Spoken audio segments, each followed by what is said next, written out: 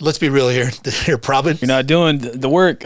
Your mindset's not right to continue on with this, and they're doing it out of love, and it's like it's a favor to you because it's not saying you can't do this. It's saying maybe you should go do something else, get back on your feet, get back some stability, and then come back and do this when the timing is right. So welcome, guys. Welcome to the Agent Q&A. You got your host John here. We got Albert. Joanne can't make it right now. She's not in the office. But we're going to go through our specific topics. We're going to start off with just like explaining what is a part-time versus a full-time schedule. And then we're going to expand on if one is not going well, when should you move from one to the other? When should you go from part-time to full-time if things are doing well? And if this is your only career and this is your only source of income and it's not going well, when do you take a little bit of a humble step back to get things in order for you, right? So first question then, Albert, define a part-time and then define a full-time. It's funny. That's a funny question because part-time is like you have another job or, you're doing this kind of on the side. You don't need to depend on this income. Okay. So part-time and whatever those hours may happen to be. Sometimes people run a full-time job or a part-time job separate from this, and then they kind of want to slowly ease their way into the insurance field. So for them, just whatever hours you have free, and I always try to tell them like you should have a consistent schedule. So like if you work another job and you get off at 3, try to do the afternoons like 4 or 5 days a week, or save the weekend. Do something where you can develop some consistency, in so that you're able to learn the business and actually make some progress, right? Rather than just I feel like working right now for these next 2 hours. Let me just try it. Because realistically, the results won't be great, just based off of historical performance. Yeah. Yes, you might just buy some leads and immediately you get a lay down sale in there, or you get lucky and you make a sale. But I wouldn't depend on that. Mm-hmm. That's not a very dependable business model. So I think that's the part-time function. As far as hours doesn't really matter. It's more about what can you consistently do to kind of start working your way towards something if your ultimate goal is to ultimately go full-time. But, I say it's kind of a funny thing because full-time should be minimum 40 hours. Okay. Some minimum. If you're really ambitious and you're really looking to grow your business, you're looking to make a lot of money, then obviously there's as much as you want to put into it. The funny thing is a lot of times there's full-time agents where this is their only income, but they work less than a part-time schedule. Less than a part-time. And I'm like, how do you even get by? Yeah. And they're just like, they start picking up other part-time jobs. Like they start driving Uber, they start doing whatever else. And I'm like, if you just focused your time and energy into this one thing and actually tried to make it work rather than just working whenever you feel like it, which is the most dangerous thing because a lot of times you probably won't feel like working. Right. Right. So then if you just got to commit to a time schedule and just try to just commit to that and just go with it from there. And then whether you're part-time, full-time, you still need some consistency. You'll still need some hours that you're going to block out, days that you're going to block out. And if you can do that, then you can kind of really determine which way you're going. Like, don't be an amorphous blob and just hope that this somehow works out for you and just work whenever you feel like it. Because life's short. I think if you want to take time off, no problem. Yeah. Go enjoy that time off, but don't be like part like 1 foot in and then 1 foot out, and then just make a decision and go with it. Yeah, I think the biggest concern or issue that we have for agents is the lack of schedule, right? Mm-hmm. When we say, what is a part-time schedule? Well, throw in half of that. Half full-time schedule's 40 hours, throw in 20 hours, right? So you have to make a deliberate schedule because you're your own boss, right? So if you were part-time working for anybody else, right, they told you when to come in. You're coming in on this day, these hours. You got to do the same thing for your work. So if you have a full-time job and you're transitioning into this business, well, how do you fit in 20 hours, right? And what do we consider 20 hours? Are we considering 20 hours of you studying the materials, studying courses, studying product knowledge? No, we're considering 20 hours of you being able to get in front of somebody to make you a sale. So whether it's a phone appointment, phone presentation, or in-person presentation, you need to be having conversations with people, and those are the hours that count. If you're dialing, those count because those are attempts to get a conversation in. So that's a part-time schedule. A full-time would be 40 hours. So putting in the numbers, however you do it, these are the minimum expectations, right? Right. Now, what would you say a minimum expectation from a part-timer to a full-timer as far as families helped, as far as sales made? I think mainly you should focus on what were you previously making, what were you previously doing before this, and if you're able to consistently get results after a couple of weeks, and you see it, you have a plan, you're going to invest regularly into leads. Whenever you're able to replace your previous income, if you've done it for multiple weeks now, then you conceivably should be able to reproduce that from week to week. Okay. Now it's going to vary a little bit from time to time, so that's normal. But if you're able to replace what you're normally making with your part-time job or your full-time job, and then you enjoy doing this, I would switch over in full-time. Okay. So let's throw us the numbers. Let's say we have an agent; they're making $5,000 a month. Yep. Okay, fair. At their previous job. Current job. Okay. So they're going to do part-time. Okay. Right. So they're making $5,000. Let's say they have the average 9 to 5, 8 to 4, 8 to 5 schedule. Yep. What would be your advice for them to transition into part-time, to turn into a full-time and leave their job? I mean, if they can make $10,000 in a month and double up what they were previously making, if they can do that, then I would say yes. So this way you can kind of account for the highs and the lows, because we can teach an agent how to make money consistently, but will they do it? Right. So the thing is, like, we want to give a little room of variance, kids to falling, because generally, as we know, this is what happens. An agent goes out, makes money. They make more money than they're used to making in the first 2 days. The first week, or whatever it may be, and then there's like, cool, this is going to continue to happen, and then their work ethic just completely drops off, Yep. or they take time off, they take a vacation, they go buy stupid stuff, and make big purchases, Yeah. and then they get themselves into a hole because they didn't manage their time and their finances right. Mm-hmm. So it has nothing to do with their ability to earn, has everything to do with their ability to be able to treat this like a business. Disciplines. Yeah. So that's why I say at least double what you're making. And if you get to that point, then yes. I mean, conceivably you could do it if you've matched your previous income or your income from your current job or job you're looking to leave. Yeah. But I mean, for me, let's see if you can actually stick it out. Let's get to the point. I mean, if not, just continue to do part-time. There's nothing wrong with that. So we want to see some consistency first before they jump the gun. Yeah. Right. Because what would happen if they do jump the gun? They go full-time. Right. They don't have the disciplines. What have you seen with agents? And it's happened a lot, right? Then they start getting into a negative mindset and not focusing on the fact that they've changed their work habits. They've changed their discipline. They weren't doing what got them to that point in the first place. They got comfortable way too soon, way too early, and I don't understand why. And then what do they start blaming? Everything in it. They start blaming the leads. They start blaming the opportunities. Start blaming the clients. Start blaming everything else. And the upline didn't train me enough. This and that. Right. Right. So preventing that, you want to have a base. You want to have whatever your full time or your other job that takes care of your securities, right? Your bills, gas, things whatever you need. More importantly, having that job gives you that capital to do continually buy leads, right? Because we have people, inexperienced people. They have money, they bought the first leads, they made their first sale, then they quit their job, then they stopped working. Now they're thinking, let me go work the same leads I got to get a new sale, but now there's no additional income. They don't have the job for the income, they don't have the future sales, and they pretend to work. Right. Their disciplines don't carry them, right? And then now we're in the downward spiral. Well, it's not even just the baseline or your base income at your existing job outside of FFL. It's not just having money for leads and whatnot. It's just, for a lot of people, they don't work well under pressure. So a lot of times if they're stressing, they're like, oh, I got bills coming up. And then they start getting out of character and they start shortcutting the phone script. They get really flustered if they don't make a sale immediately. And then, they don't work well under that pressure. So if you're one of those people, then you got to be realistic with yourself. Maintain your job in the meantime.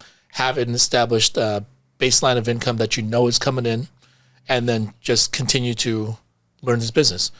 Now, if you're a person that likes to go all in, and you take personal responsibility, and you understand that this is controlled by what you do, then if going full time is something like, for me, that's what I did. For you, that's what you did.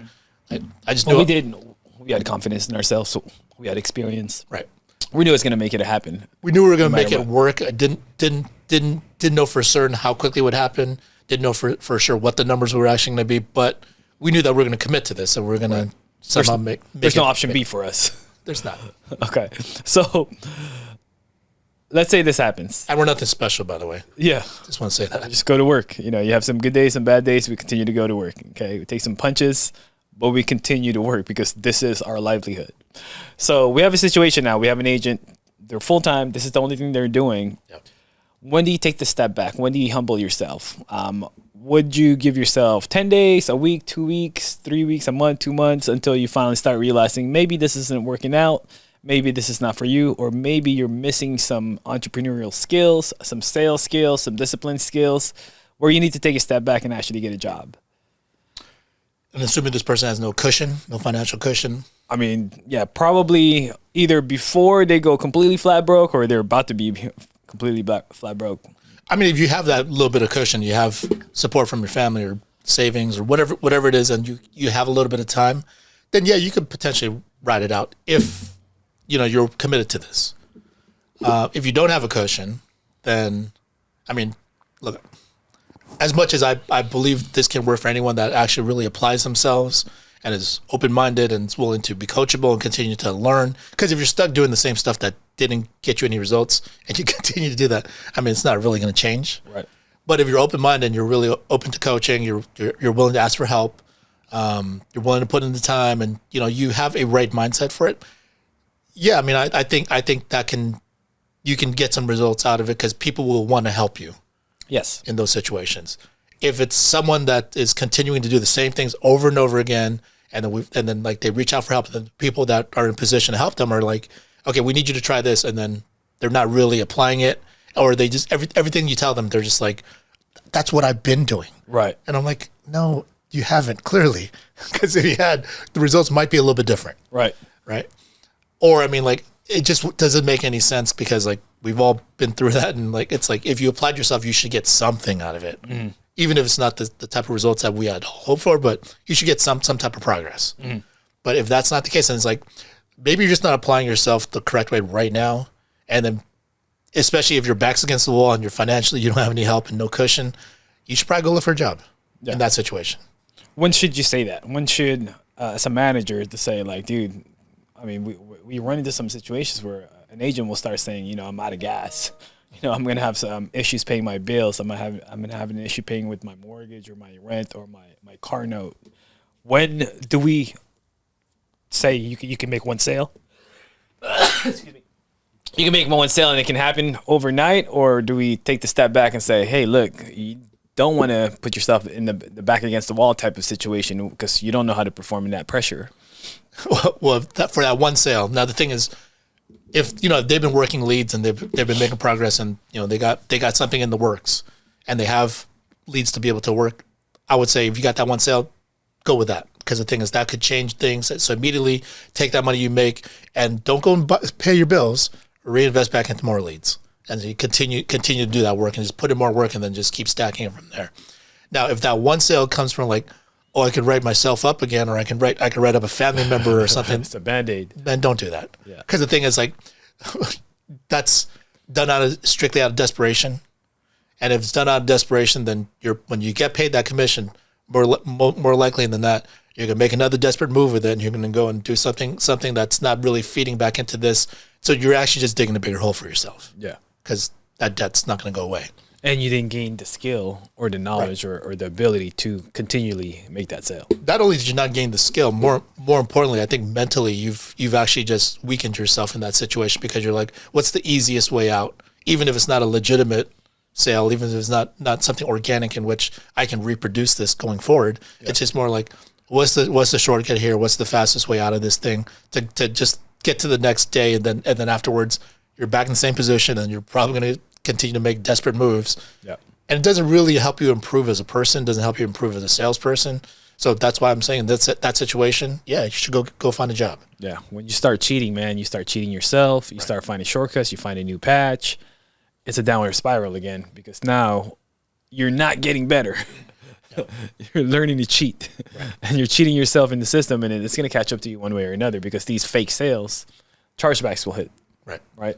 And I feel bad about saying that, or I feel a little conflicted about saying that, because I feel if you toughen up and you fight through the struggle, then that's a huge lesson to be learned, and you gain a lot of value out of that, regardless of whatever the money is. Because then you just told yourself, I'm gonna figure this thing out. I'm gonna find a way to make it happen. But it also depends if you're shortcutting it and you're making a sale that you can't continue to reproduce, then you're just buying time for something which you're not improving in. So I think so there's definitely a fine line between those two things. So I would tell anyone that's listening to make sure that you talk to the right people in that situation and just get their honest opinion. Like, don't get someone that's just gonna don't get your mom or someone that supports you unconditionally, because then she'll in that situation she'll probably tell you to quit anyway. Because it's family. But you don't want someone that's gonna be like, oh yeah, and that keeps enabling you and keeps telling you, yeah, it's gonna be fine. When in reality, like, they're not really assessing your work ethic, your game plan, how realistic this actually could be, because you need to talk to someone that's been in the business for a while and just be like, hey, tell me the truth. Should I keep doing this? And then they should ask the right questions, like, all right, what are you willing to give up for this? What's your game plan? What are you going to do the next few days? What are you doing immediately? What's ultimately where you're trying to get to? And then they can make an assessment like, yeah, that sounds good. I think you could do it. Go for it. Or let's be real here. You're probably not going to do this. You're not doing the work. Yeah. And then your mindset's not right to continue on with this, and they're doing it out of love. And it's like it's a favor to you, because it's not saying you can't do this. It's saying maybe you should go do something else, get back on your feet, get back some stability, and then come back and do this when the timing is right. Because if you guys enjoy, I'm saying it too many times. Thanks for joining us so far. That's all I remember. We can continue to share with other people. We probably need to redo it, right? Hey guys, thanks for joining us. If you guys have found this stuff helpful up to this point, or you guys would like to see some other stuff, please like and subscribe and create a comment so we can cover that next topic. And continue watching the show. If your back's against what, I enjoy it sometimes, like having pressure. Yeah. Because it's like it forces you to focus and really put in that time and effort into it, and makes you think. But if it's constant, it's not fun. Dude, yeah, that's high blood pressure, stress. If your back is against the wall and you're thinking about your next meal, you're not thinking about your future right now. You're thinking about right now. Right. You're not thinking about how can I make $1 million in this type of business. You're not thinking big picture thinking right now, right? Yeah. Because your needs aren't met. Right. So if you can't take care of yourself, how does an advanced type of business like this going to work out for you? Right. So we need to be humble. Get a full-time job, get a part-time job, maybe even do some Uber in the meantime. Right. Now, one sale can make it happen. So you got to understand, you're trading your time for money versus trading your skill for money. And us trading our sales skills here can make us thousands of dollars with multiple sales in 1 week. Versus you do a job, you will have to work 2 weeks, wait for 2 weeks later again, then you get paid for sometimes, not a lot. If you find a job right off the spot, right? Not without your skills. That shouldn't be hard though. We have such a huge gig economy in the U.S. I mean, like, you can go drive Uber, you can go deliver food, you can do something. Like, it continues to exist because these companies don't want to have to put you as an employee and pay for you, right? Right. It's just if you do the work, then you get paid on it, and then there's no benefits and all the other stuff. But it's easy to pick up some stuff in the meantime if you're really committed to doing it. Because the thing is, you can just go. I don't know how Uber works aside from using it, but I don't know how it pays. But I mean, like, yeah, it seems simple enough. Like, if I really desperately needed money and I didn't have money for leads, I needed something, I'd go drive Uber. Yeah, you can go Uber, you can do Instacart and make $100 a day, take care of some bills, and then make enough money to be able to buy some leads, and then maybe have a second phone number, make phone calls while in the meantime pick up a shift. Right. And there's always dead time in between those type of things too. So this is not a sponsorship for Uber anyway, by the way. But we're just thinking of things for an agent. We run into some people. They're in a dire situation. What can we do? What can we say? How can we help them? But sometimes the agent is not applying themselves into a situation to get better and make some sales. Because ideally, if you're able to make dials, and if you're dialing continuously, whether it's old leads, new leads, your own clients, you're asking for referrals, you're going to land into some sales, correct? Right. So why aren't people making sales? At the end of the day, I think they're not working enough.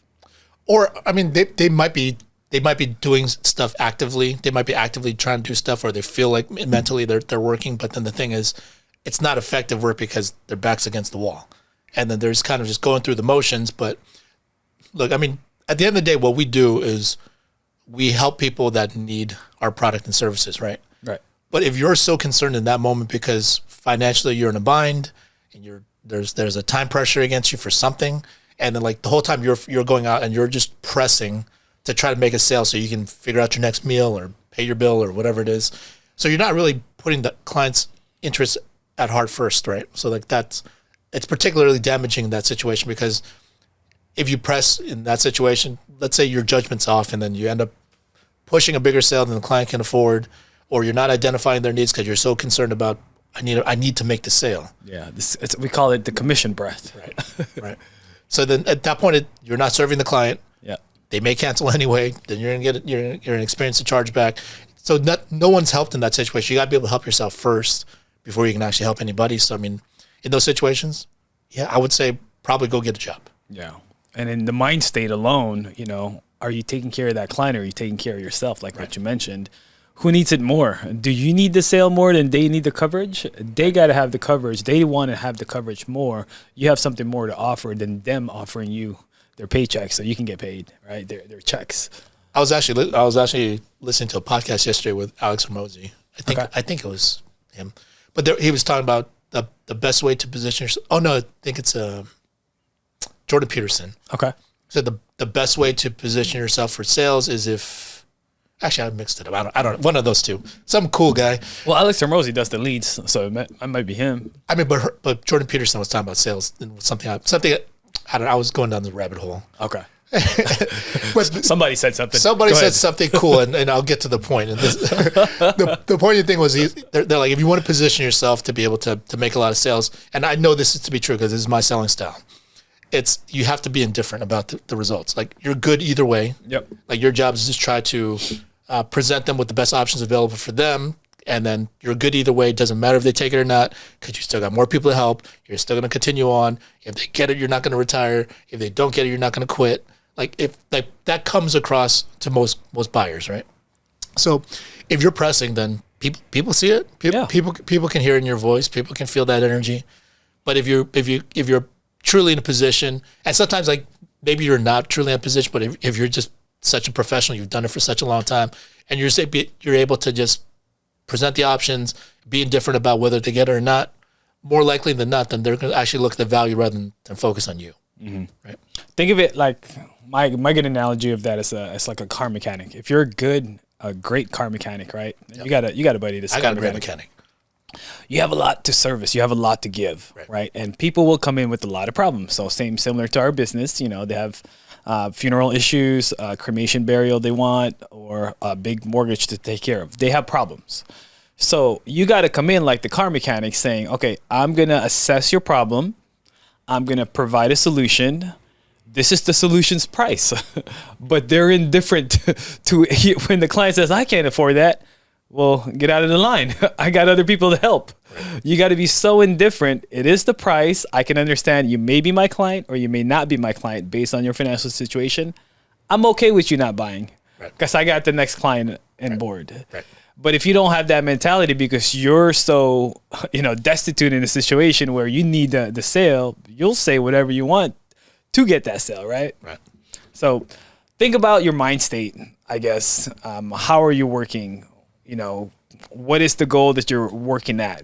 Are we trying to make a sale to pay some bills? Are we trying to make some sales to have a lifestyle change?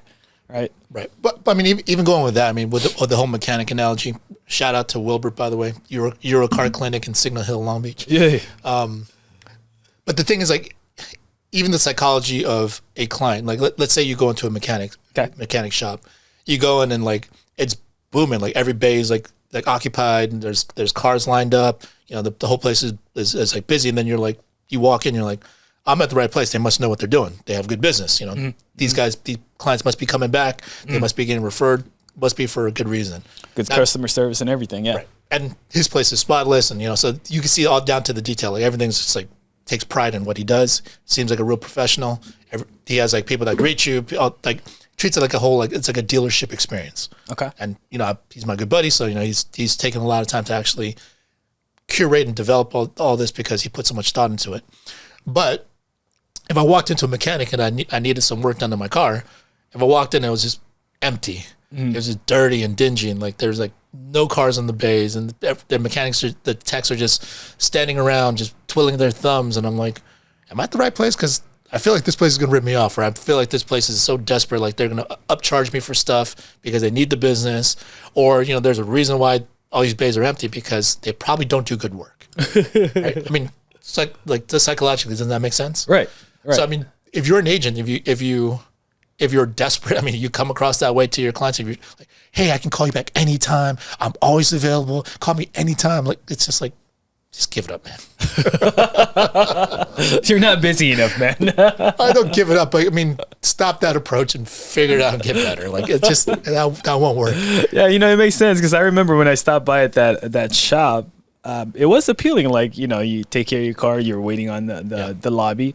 They got nice couches. Like, you sit down, they have snacks. You could just go in the fridge and take a little bit of water. Oh, okay. Right. They got TV, they got the remote, they got all these things. They got chargers available and all that stuff. It's the experience. So what are we providing to the client?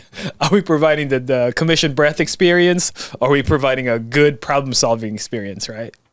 So hopefully this helps, figure out where you're at mentally.